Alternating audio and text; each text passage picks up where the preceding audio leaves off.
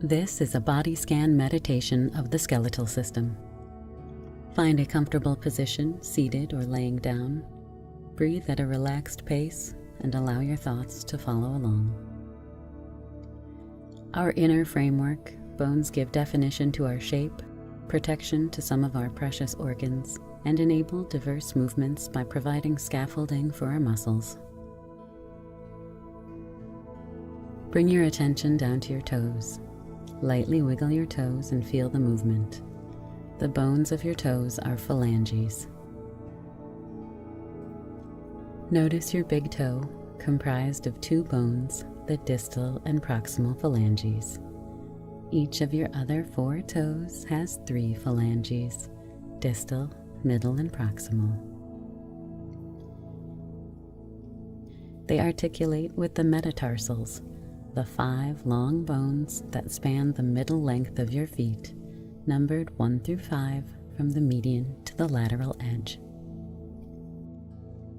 Those metatarsals lead to the 7 square bones collectively called the tarsals that make up the posterior half of the foot, including the heel and the base of your ankle joint. Bring your awareness to your heel.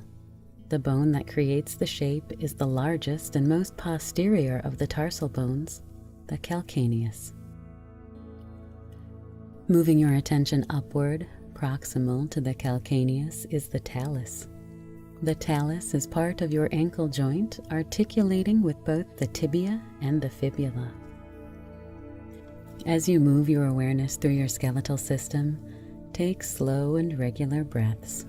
As you visualize every bone, relax the area it supports.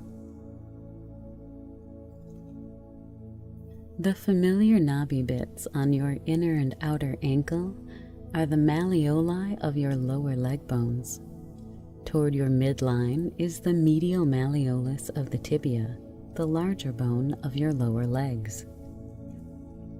And on the outer side is the lateral malleolus of the fibula, the smaller of your lower leg bones.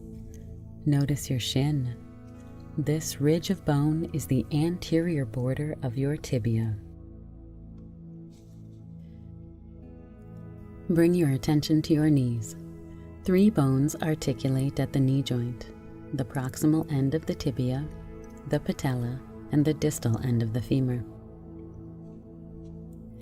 Feel the stability and strength of your femurs. Running the length of your thighs, they are the heaviest bones in your body. Follow your femurs upward to the proximal articulating end, your hip socket. The head of the femur fits solidly into the rounded hip socket, the acetabulum. Your coxal or hip bones are made of 3 fused bones, the pubis, the ischium, and the ilium. Together, your right and left coxal bones form the pelvic girdle, your center of balance, where the weight of the upper body is transferred to the legs. The crest of the ilium is where you rest your hands when you put your hands on your hips. In between the left and right ilium is the triangular sacrum, 5 fused bones. And attached to the sacrum is the tailbone or coccyx, made of 3 to 5 small fused bones. Extending superiorly from the pelvic girdle is the vertebral column. Notice the curve of the small of your back and visualize 5 sturdy lumbar vertebrae. They are the largest of the vertebrae, supporting the most weight. Moving your attention upward along your spine, picture the 12 thoracic vertebrae, all of which articulate with the ribs. Picture your ribs wrapping around your chest to create the thoracic cage that protects the lungs and heart.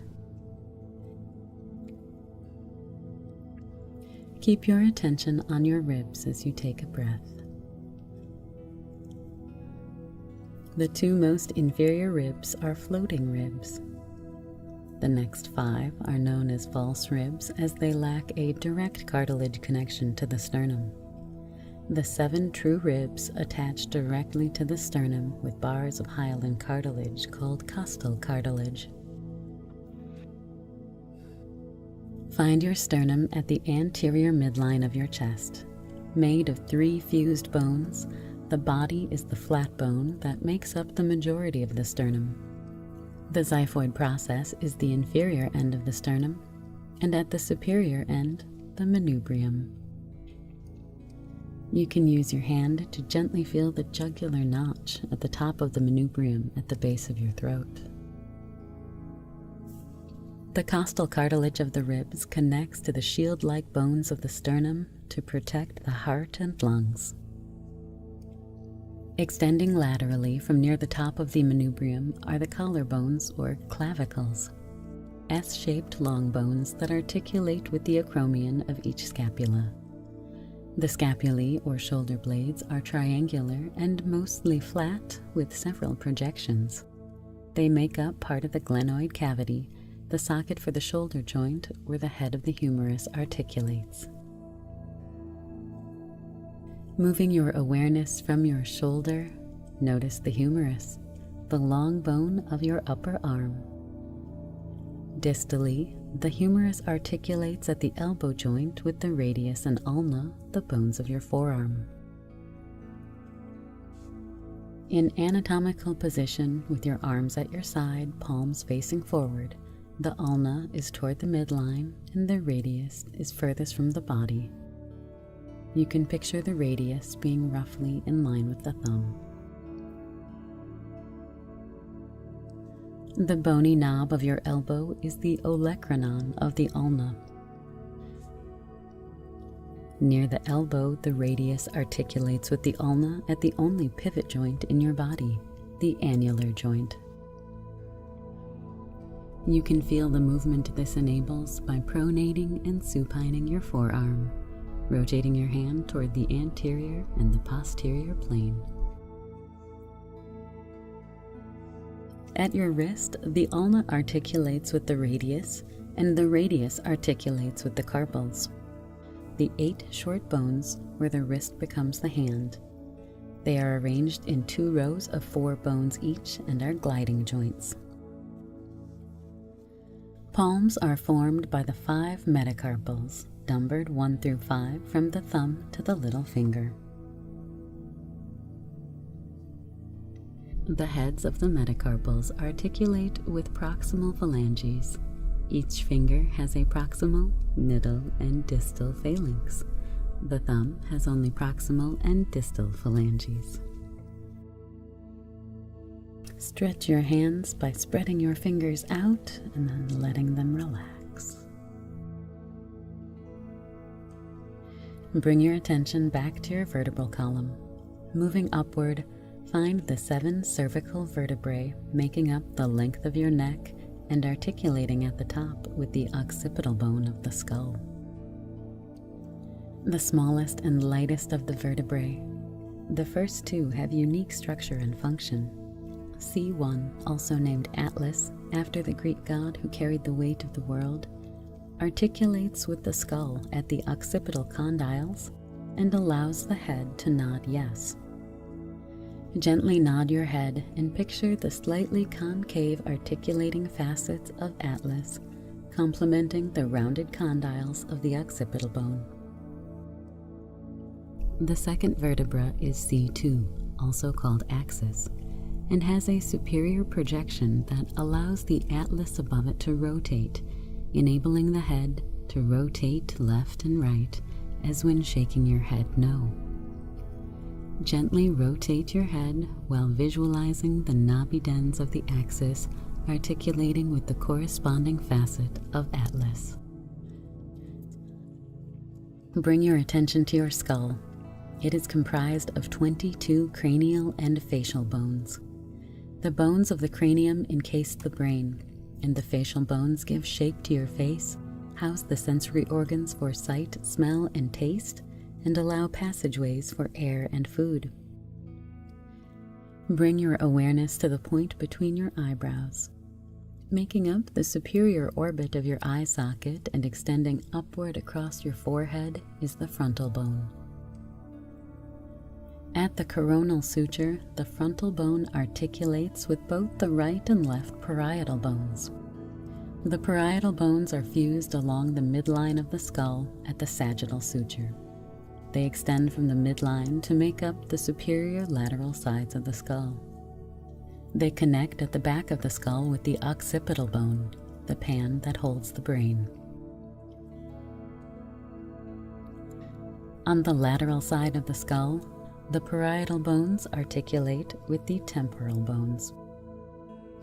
The temporal bones are deep to your temples and your ears, and they articulate with the zygomatic or cheekbones. Relax your lower jaw. This is the mandible. And now notice the roof of your mouth. Toward the back and center is the fused palatine bone, while the right and left maxilla makes up most of the upper jaw and extends upward to create part of the nasal cavity and part of the eye socket. The maxilla articulates with the zygomatic bones of the cheeks and the lacrimal bones of the inner eye sockets. The bridge of your nose is given shape by the fused right and left nasal bones. The nasal conchae form part of the nasal cavity, and the vomer is the name of the bone that forms the interior part of the nasal septum. Move your focus into your skull. The complexly shaped sphenoid bone is located mostly in the middle cranial fossa, making up a portion of the skull that cradles the brain. This sphenoid bone is somewhat bat-shaped, and it articulates with all the other cranial bones. The hypophyseal fossa, also known as the sella turcica of the sphenoid bone, houses the pituitary gland. The ethmoid bone is delicate and complex. It is the deepest bone of the skull, bridging the gap between the sphenoid and the nasal bones. Its small but prominent ridge, the crista galli, provides an attachment site for the outermost membrane of the brain. And lastly, move your awareness to the anterior side of your neck, feeling your breaths moving in and out. Just inferior to the mandible is the hyoid bone, the only bone of the body that does not articulate with any other bones. It is connected by ligaments to the styloid processes of the temporal bones. The hyoid bone is an attachment point for the tongue and neck muscles that influence breathing and speech. Take a slow, deep breath. Feel the strength of your skeletal system.